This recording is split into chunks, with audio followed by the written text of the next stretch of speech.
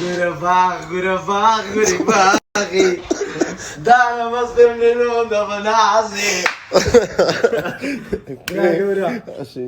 باق قربانو والله غريب ده قلت باق قربانو ام سلام يا جا سناب ما بدي استوي قلت يا سناب تامكم دورة ماما دورة دانش بس ذكي يكتور استابيل واي كورة اوه براغ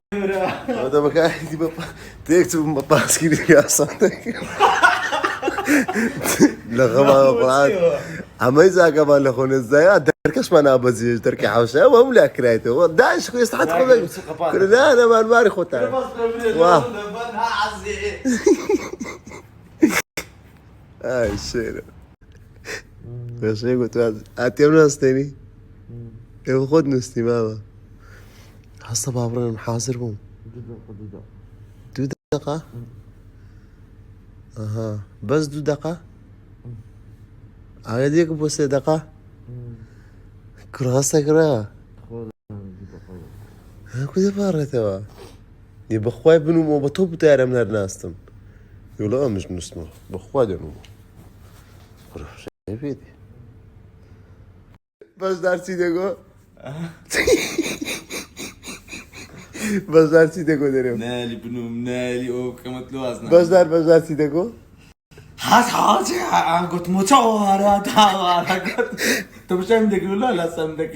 والله مش موعد بس ده بالباز هات بو قوتي شو قوتي سنابك اشتا صاحبي بقى انا صاحبي دوستا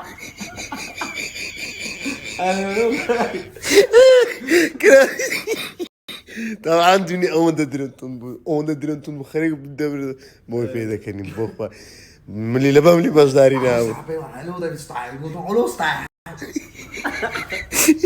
بلا قورا دريم كوي باق قربان كورا درينا دي ها والله حتى قاتلك انا بجدك ان شاء الله قدرتم باق قربان وزنيش الموضوع كمان استوى شو درين سناب سناب قديمه كده في دقيقه ها سناب قديمه كان ندير بيلي ده ندرك بين ده كاكا بس مش شاكا لا فيك فيك باق قرعان مش هذا باق قرعان مش هذا كم كبست مش شاكا سان او سان سبسكرايب بوي قديم اه سي سوتو سيدو ايه سي سو سيدو بس بزانين اكتيف هزار كيلو اكريتو غفتارك ما بوديتو غفتارك ان شاء الله براقه وري بخوات وير بخوت غفتارك مو بيتي كم براد وقدم دم تشاكا كم